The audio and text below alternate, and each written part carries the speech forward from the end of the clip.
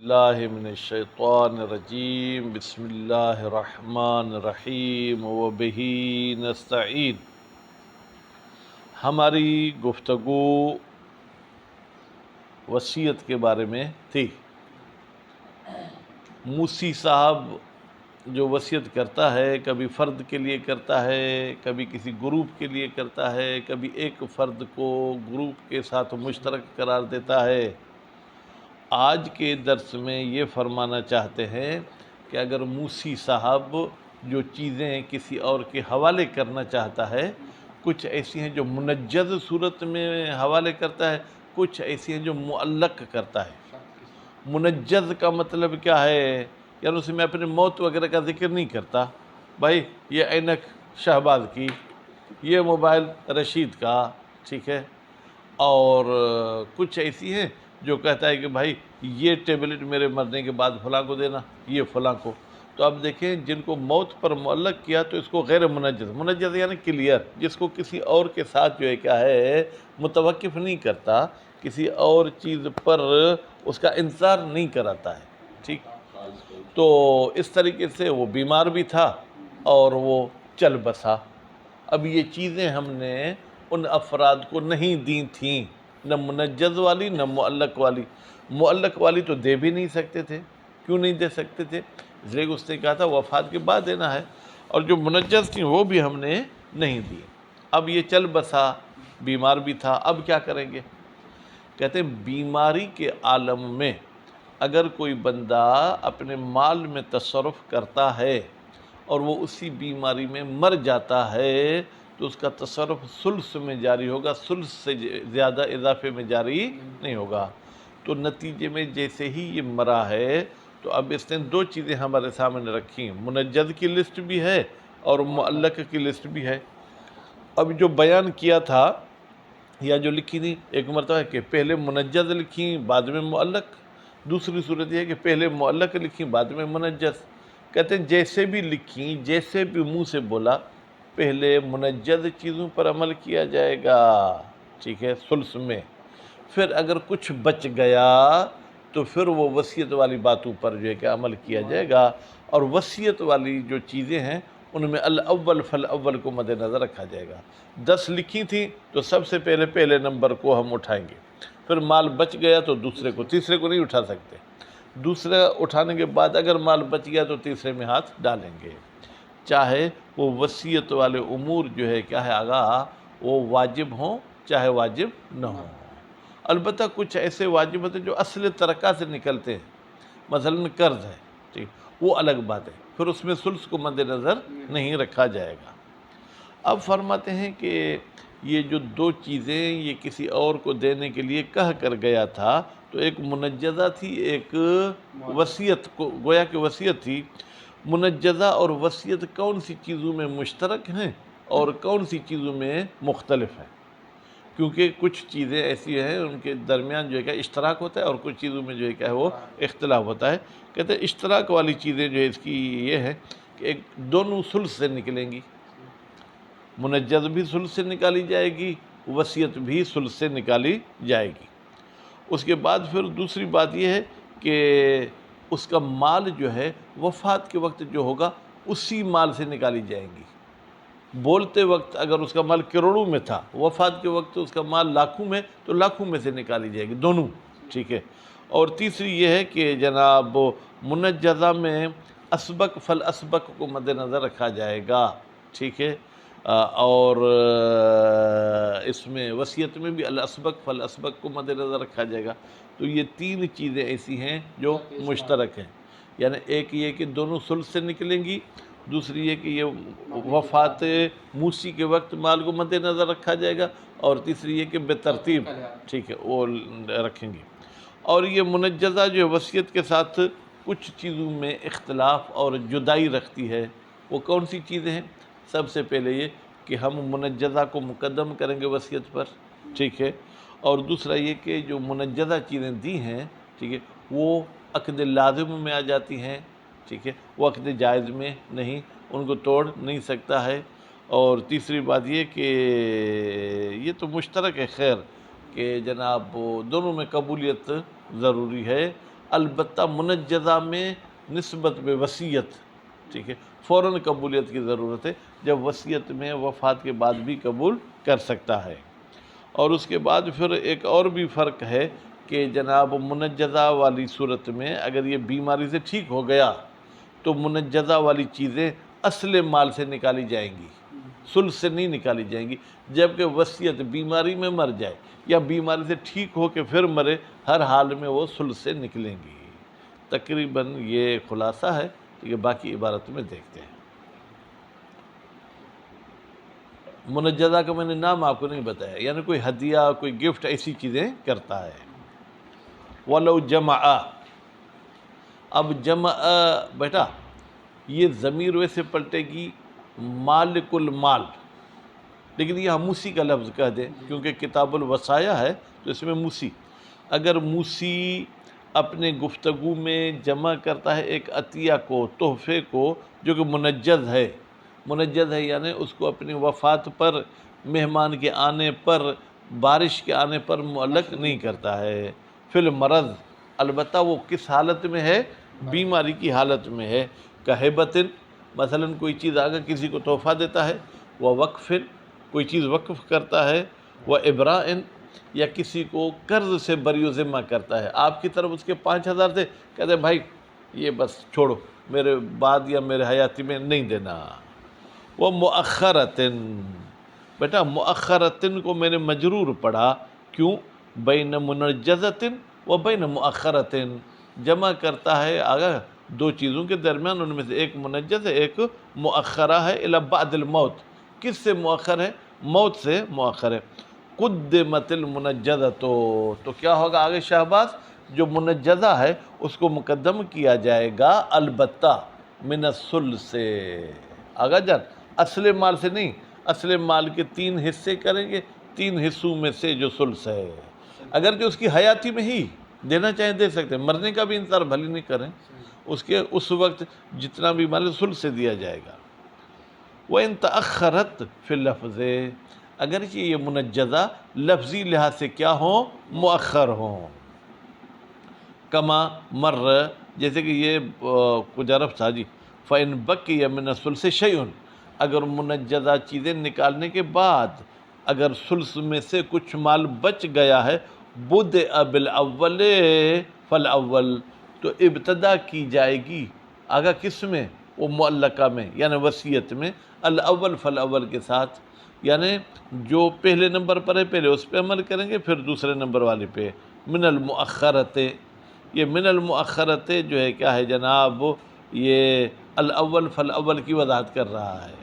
کما مر، جیسے کہ یہ بات جو ہے کیا ہے میرے خیال 3-4 درس پہلے گزر چکی۔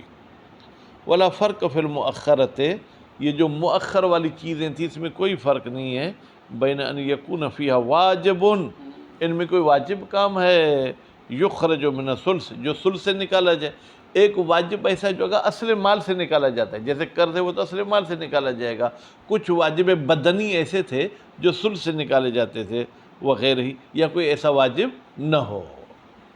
نعم، لو کان مما یخرج من الاصل، بیٹا لو کان اس میں ایک ضمیر ہے وہ واجب کی طرف پلٹائیں، اگر ایسا واجب جو اصل سے نکالا جاتا ہے تو قدم، اس کو مقدم کیا جائے گا، مطلقہ، مطلقہ کا مطلب کیا ہے؟ چاہے اس کو مؤخر ذکر کیا گیا ہو، چاہے اس کو پہلے ذکر کیا گیا، اس کو مقدم کیا جائے گا۔ بھائی واجب کی کوئی مثال آپ دے سکتے ہیں؟ جی ہاں، واجب کی مثال فرض کریں اگر قرض تھا، ٹھیک ہے، وَعْلَمْ، آپ جان لو، وَعْلَمْ کون سا فعل ہے؟ عبد القادر، احسن، تم اس کا فاعل کیا ہے؟ رشید، کون سی؟ جی بیٹا مخاطب کرو خود، وہ ضمیر بولو نا، کون سی ضمیر؟ مخاطب، پھر کریں غائب، یہ تو سیاسی جواب دے رہے ہیں آپ۔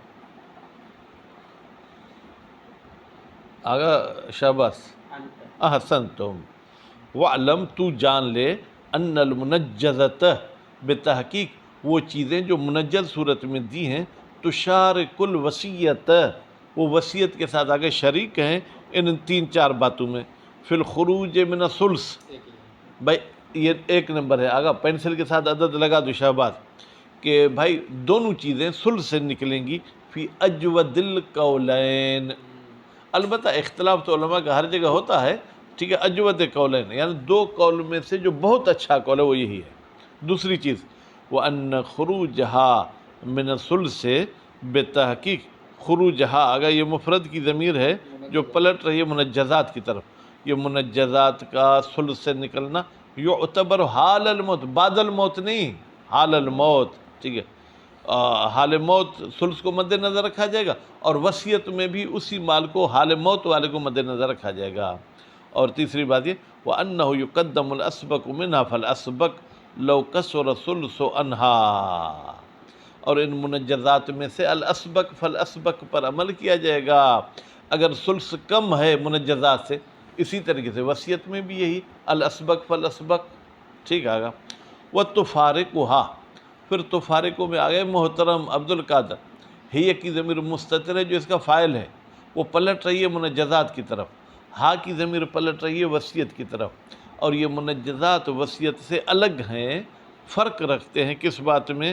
فی تقدیمہا، منجزات مقدم ہوگی علیہا، وصیت پر، ایک فرق آگا۔ دوسرا فرق وَلُزُومِہَا مِنْ قِبَلِ الْمُعْطِی، اور یہ منجزات جو ہے کیا ہے، اگر لازم ہے دینے والے کی طرف سے، یعنی وہ اس کو نہیں توڑ سکتا ہے، اب یہ معطی کہہ دیا، اس کا مطلب یہ کہ لینے والے کو اختیار ہے، قبول کرے تو ٹھیک، نہیں تو کہ بھائی میں کیوں احسان اٹھاؤں، میں کسی کا احسان نہیں اٹھاتا ہوں۔ خوب، اور تیسری چیز وَقَبُولِهَا كَغَيْرِهَا مِنَ الْعُقُودِ، اور منجزات میں قبول کرنے شرط ہے، جیسے کہ منجزات کے علاوہ دوسرے عقود میں، مثلا بیع میں، نکاح میں قبول کرنا شرط ہے۔ وَشُرُوطُهَا شُرُوطُهُ، وشروط المنجزات، منجزات کی وہی شروط ہیں جو شروطُهُ، وہ عقد لازم کی شرط ہوتے ہیں۔ وَأَنَّهُ، اور یہ بھی ایک فرق ہے، لو برئ من مرضه، لو برئ المعطی، بھائی برئ کا فاعل کون ہو گیا؟ آگا یہ حسین، معطی اگر ٹھیک ہو گیا اپنی بیماری سے، لزمت المنجزات، تو لزمت میں اگر ضمیر ہے جو منجزات کی طرف جا رہی ہے، یہ منجزات ادا کرنا لازمی من الاصل، ثلث سے نہیں، اصل سے، جبکہ وصیت جو ہے کیا ٹھیک ہونے کے بعد بھی ثلث سے دی جائے گی، بخلاف الوصیت، وصیت کے اس کے برخلاف ہے۔ چلیں اگلا مسئلہ، خلاصہ شاید نہیں بتایا، ویسے تو یہ درس کے بیچ میں ہو چکا ہے، وصیت جو ہے کیا ہے آگا عقود جائزہ میں سے ہے، یعنی موسی اس کو ختم کرنا چاہے تو ختم کر سکتا ہے۔ اچھا، ختم کرنے کے لیے کچھ الفاظ بولنا ضروری، کہتے ہیں الفاظ بولے یا عملی طریقے سے ختم کرے؟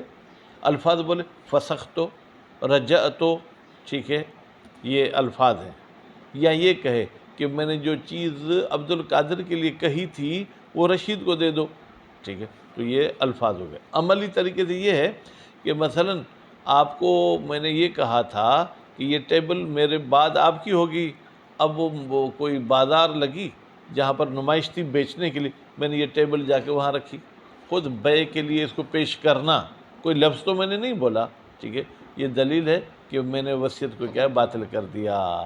یا میں اس ٹیبل کو جو ہے کیا ہے کہیں گروی رکھ دیتا ہوں، ٹھیک ہے، یعنی میں نے اس کو باطل کر دیا۔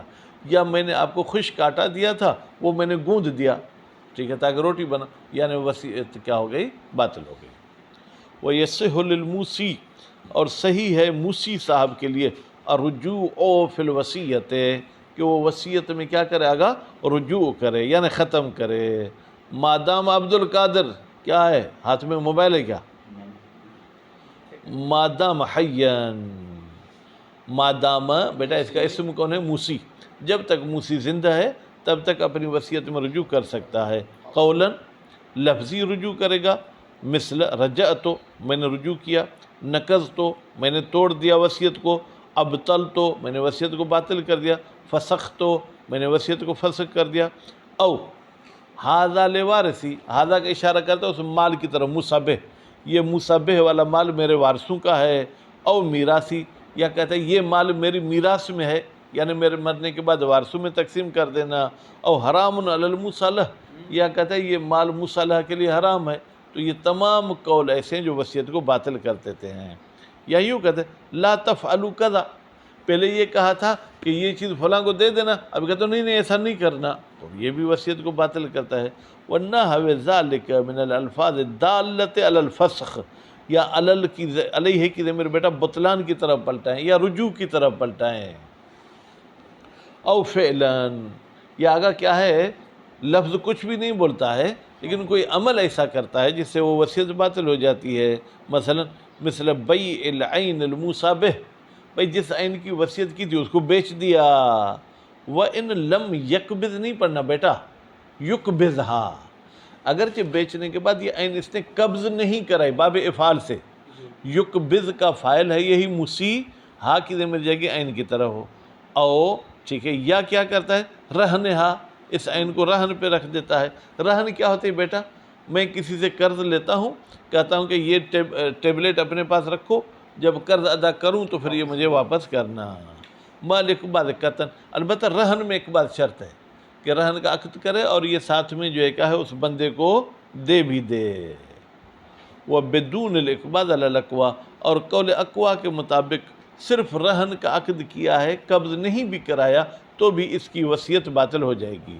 وَمِثْلُهُ، خوب مثلہ کی ضمیر جائے گی رہن کی طرف، اور رہن کی طرح ہے مال وہبہا، اگر وصیت والی عین کو اس نے کیا کر دیا، تحفے میں دے دیا، او اوصا بہا، یا اس موسی نے وصیت کی ہے اس عین کی، لغیر من اوصی بہا بہی، یا لغیر من اوصا بہا لہو، ٹھیک ہے آگا، اوصا کا فاعل موسی ہوگا، بہا کی ضمیر عین کی طرف جائے گی، لہو کی ضمیر من کی طرف جائے گی، یا جس کے لیے وصیت کی تھی اب کہتا ہے کہ نہیں یہ اس کو نہیں، یہ زید کو دے دینا اولاً، جس کے لیے پہلے وصیت کی تھی۔ والاقوا، کہتے ہیں قول قوی یہ ہے ان مجرد العرض علی البیع، ایک چیز کو صرف بیع کے لیے آگا کیا ہے بازار میں لے جانا یا خریدار کو اپنے گھر میں لے آنا کہ مجھے یہ چیز بیچنی ہے، ٹھیک ہے، وہ توکیل فی، یا کسی کو آپ وکیل بناتے ہیں کہ یہ ٹیبل مجھے بیچ کر دو، ٹھیک ہے، وہ ایجا خو، یعنی ابھی بیچی بھی نہیں ہے، صرف بیچنے کے لیے اس کو پیش کرنا، یہ بھی مبطل ہے۔ وہ ایجابہ و ایجاب العقود الجائزۃ المذکورۃ کافٍ فی الفسخ، کہتے ہیں بیع کا صرف ایجاب کر دے، بیع تو، یا مثلا کیا کہے وہب تو، میں نے تحفے میں دے دی، یا کہے وقف تو، صرف ایجاب کرتا ہے، سامنے والی پارٹی نے ابھی قبل تو بھی نہیں کہا، تو یہ کافی ہے فی الفسخ کہ وصیت کیا ہو جائے اس چیز میں فسخ ہو جائے۔ لدلالت ہی علیہ، بیٹا لدلالت ہی کی ضمیر کہاں، یعنی یہ جو اسباب بتائے گئے، یعنی قول فعل یا ایجاب، یہ سب دلالت کرتے ہیں فسخ پر۔ اچھا توجہ، اگر اس نے وصیت کی تھی کہ میرے مرنے کے بعد یہ عبد جو ہے کیا ہے فلاں مولوی صاحب کے لیے ہے، ٹھیک، پھر اس نے عبد کی شادی بھی کرا دی، کیا شادی کرانے سے وصیت باطل ہو جائے گی؟ کہتے نہیں، وہ وصیت کیوں باطل ہوگی، ٹھیک ہے، کسی کو کھانے کھلانے سے کیا وصیت باطل ہوگی کیا؟ یا اس کی ایک ضرورت تھی۔ لا تزویج العبد والامہ، اگر عبد کی شادی کراتا ہے یا کنیز کی شادی کراتا ہے جن کی وصیت کی تھی آگا، تو پھر یہ ان کی وصیت باطل نہیں ہوگی۔ یا کیا کرتا ہے وہ اجارتہما، میں تو فی الحال اس کو مرفوع پڑھتا ہوں آگا، پھر آپ جو ہے کیا ہے جو پڑھیں، یا جو ہے عبد کو اور کنیز کو جو ہے مزدوری پر بھیج دیتا ہے، وہ ختانہما، یا عبد اور کنیز کا ختنہ کرا دیتا ہے۔ کیا آگا عورت کا بھی ختنہ ہوتا ہے کیا؟ آگا یون ہوتا ہے نہیں ہوتا؟ ٹھیک، ایک میرا دوست ہے جو کاروباری ہے، وہ میرے پاس آیا، اس نے کہا یہ بوہری لوگ بڑے ظالم ہوتے ہیں۔ میں نے کہا بھائی کیوں؟ کہا یہ عورت کا ختنہ کراتے ہیں۔ میں نے کہا پھر کیا ہوا؟ کہا کہ ختنہ کرانے سے مرد کے شکوک و شبہات ختم ہو جاتے ہیں۔ میں نے کہا اچھا کیوں؟ کہا جس عورت کا ختنہ ہوتا ہے تو اس کو پھر مرد کی ضرورت نہیں ہوتی ہے، تو وہ چونکہ کاروباری لوگ ہیں اس لیے ختنہ کرا لیتے ہیں کہ پیچھے عورتیں خیانت نہ کریں۔ تو میرے پاس حلیت المتقین کتاب پڑھی ہوئی تھی جس کا میرے خیال اردو میں ترجمہ بھی ہے، تہذیب الاسلام، میں نے وہ اٹھائی، میں نے اس کو احادیث سنائی کہ بھائی عورت کا بھی ختنہ کرنا مستحب ہے، ٹھیک ہے، ختنے کرنے سے شوہر کو وہ فائدہ ہوتا ہے، پھر وہ کسی اور عورت کا سوچتا بھی نہیں ہے، اور دوسرا یہ کہ جو ختنہ ہوتا ہے وہاں پر جیسے ہمارے کوہنی کی چمڑی ہوتی ہے نا، ایسے چمڑی آپس میں جمع ہوتی ہے، تو وہاں پر جو کہ مٹی اور جو ہے جراثیم اور اس قسم کی جو ہے کہ بیماریوں کا خطرہ ہوتا ہے، اس لیے اسلام میں مستحب ہے عورت کا ختنہ کراؤ، لیکن ہم چونکہ مسلمانوں سے ڈرتے ہیں اس لیے اسلام کی بات نہیں بتاتے ہیں۔ اچھا، اس نے عبد کا ختنہ کرا دیا، کنیز کا ختنہ کرا دیا، یہ آگا کیا ہے؟ تعلیم ہما، یہ ان پڑھ تھے، ان کو تعلیم دے دی، ٹھیک ہے۔ وَوَطُّ الْأَمَّةِ بِدُونِ الْإِحْبَالِ، یا اس نے کہا کہ ہاں کنیز آ جاؤ، تمہیں تو میں نے وصیت کر دی ہے، لیکن آج ایک ملاقات ہو جائے، ملاقات کر دی لیکن اس میں حاملہ اس کو نہیں بنایا ہے، تو بھی وصیت آگا باطل نہیں ہوگی، کیونکہ جب تک یہ مرتا نہیں تب تک تو کنیز اس کی ملکیت ہے، یہ اس کو استعمال کر سکتا ہے۔ او فعل ما یبطل الاسم، یا یہ ایسا کام کرتا ہے جو اس وصیت والی چیز کا نام تبدیل کر دیتا ہے۔ مثلا بھائی پہلے تو گندم تھی، اب اس کا نام کیا ہو گیا؟ آٹا، ٹھیک ہے۔ پہلے آٹا تھا، اب اس کا نام ہو گیا روٹی، ٹھیک ہے۔ تو یہ بھی کہتے ہیں ظاہراً بطلان پہ دلالت کرے گا، ٹھیک ہے۔ آگا کہتے ہیں کہ یہ او کو آپ عطف کریں کس پر؟ بے والی بات پر۔ وَيَدُلُّ عَلَى الرُّجُوعِ، اور دلالت کرتا ہے رجوع پر، جیسے طحن طعام، اگر کھانے کو کیا کر دیا؟ چبا دیا، ٹھیک ہے۔ وَعَجْنِ دقیق، ٹھیک ہے، اور جو ہے کیا ہے؟ دقیق یعنی خشک آٹا، عجن یعنی گوندھنا، خشک آٹے کو گوندھ دیا۔ اور غزل القطن، یا کسی کے لیے آپ نے کپاس کی وصیت کی تھی، آپ نے اس کو غزل کر دیا یعنی اس کے دھاگے بنا دیے، ٹھیک ہے، تو یہ بھی رجوع پہ دلالت کرتا ہے۔ یا دھاگے پہلے بنے ہوئے تھے، پھر اس میں کیا ہے؟ نسج، ٹھیک ہے، اور نسج مغزول ہی، ان دھاگوں کو آگا نسج کیا یعنی بنا ہے، جیسے سویٹر وغیرہ کی بنائی کرتے ہیں۔ او خلطہ بالاجود، یا جس چیز کی وصیت کی تھی آگا، مثلا وہ 2 نمبر چاول تھے، ان کو 1 نمبر چاول میں مکس کر دیا، اچھے والوں میں مکس کر دیا، بحیث لا یتمیز، اس طریقے سے مکس کیا ہے کہ اب یہ جو ہے کیا ہے؟ پست چیز اور اچھی چیز کو آپ جدا نہیں کر سکتے ہیں۔ وَإِنَّمَا قَيَّدَ کہیں گے تو قیدہ شہید الاول، یعنی مصنف نے قید لگائی ہے اجود کے ساتھ، کیوں؟ لِإِفَادَتِهِ الزِّيَادَةَ فِي الْمُصَابِهِ، اس لیے کہ یہ مکس کرنا فائدہ دیتا ہے کہ مصابہ پہلے 5 روپے کا تھا، ابھی 7 روپے کا ہو گیا، کیونکہ اچھی جنس اس میں مکس ہو گئی۔ بخلاف المساوی والاردا، اب کچھ لوگ ہمارے مولوی بھی پتہ نہیں مساوی مساوی کہنا شروع کر دیں، بھائی مساوی باب مفعلہ سے ہے تو اب میم پہ فتح کیوں دیتے ہو؟ لیکن اگر مساوی کے ساتھ مکس کیا ہے، یعنی یہ بھی کیا ہے؟ مثلا 2 نمبر چاول تھے، وہ بھی 2 نمبر چاول تھے، دونوں بوریوں کو ملا دیا، یا یہ 2 نمبر تھے 3 نمبر والے کے ساتھ ملا دیا، تو اس میں کوئی حرج نہیں ہے۔ اس میں مصالحہ کو تھوڑا نقصان ہوگا، 2 نمبر والے کا ریٹ کچھ زیادہ تھا، جب 3 نمبر والے بھی اس میں مکس ہو جائیں گے تو کچھ ریٹ کم ہو جائے گا۔ وہ فی الدروس، لیکن مصنف صاحب نے کتاب دروس میں لم یفرق کا کوئی فرق نہیں ہے بین خلط ہی، خلط ہی کی ضمیر بیٹا کہاں جائے گی؟ مصابہ، مصابہ مکس ہو اجود کے ساتھ یا غیر اجود کے ساتھ، فی کون ہے رجوعاً، کیا کہا کہ بھائی یہ رجوع ہے۔ وہ فی التحریر، اور پھر کتاب التحریر میں علامہ نے کیا کہا ہے؟ کذالک، کذالک یعنی لم یفرق، لیکن فی عدم رجوع، وہ کہتا ہے رجوع نہیں ہے، اجود میں ملے تو بھی رجوع نہیں ہے، مساوی میں ملے تو بھی رجوع نہیں ہے، اور اردا میں ملے تو بھی رجوع نہیں ہے۔ والانسب عدم الفرق، اب یہ شہید ثانی اپنا نظریہ دیتے ہیں کہ بھائی مناسب یہ ہے کہ ہم کہیں کوئی فرق نہیں ہے کہ خلط بالاجود ہو یا یہ ہو یا یہ ہو، یہ رجوع پر دلالت نہیں کرے گا، ٹھیک ہے۔ وتوقف کون رجوعاً علی القرائن الخارجہ، اب آپ کہیں گے یہ عدم الفرق میں آپ کو کیسے پتہ چلا کہ عدم بطلان؟ ہم کہیں گے آگے جو عبارت ہے نا، یہ کریں کہ ہم قرائن کے ذریعے رجوع سمجھ سکتے ہیں، اس کا مطلب یہ کہ اگر قرائن نہ ہو تو رجوع نہیں ہوگا۔ فَإِن لَمْ يَحْكُمْ بِكَوْنِ رُجُوعًا، بھائی اگر وہ قرینہ حکم نہیں کرتا کہ یہ خلط کرنا رجوع ہے، یکونو مع خلطہ بالاجود، ہو جائے گا جب یہ مصابہ مکس ہوا ہے اجود کے ساتھ، شریکن یکونو مصالح، مصالح شریک ہو جائے گا بنسبت القیمتین، قیمتوں کے لحاظ سے۔ کیا مطلب؟ بھائی اس اردا کی قیمت فرض کریں جو ہے کیا ہے 200 روپے، اب مکس ہونے کے بعد اس کی قیمت ہو گئی کتنی؟ 1000 روپیہ، تو ہم کہیں گے تو تم جو ہے کیا ہے 200 1000 کا 5واں حصہ ہے، 5ویں حصے کی تم قیمت کے مالک ہو، 4 حصے اجود والے کے ہوں گے۔ صلی اللہ علیہ محمد و آل محمد۔ یہ ہینڈ بریک لگ گیا گا۔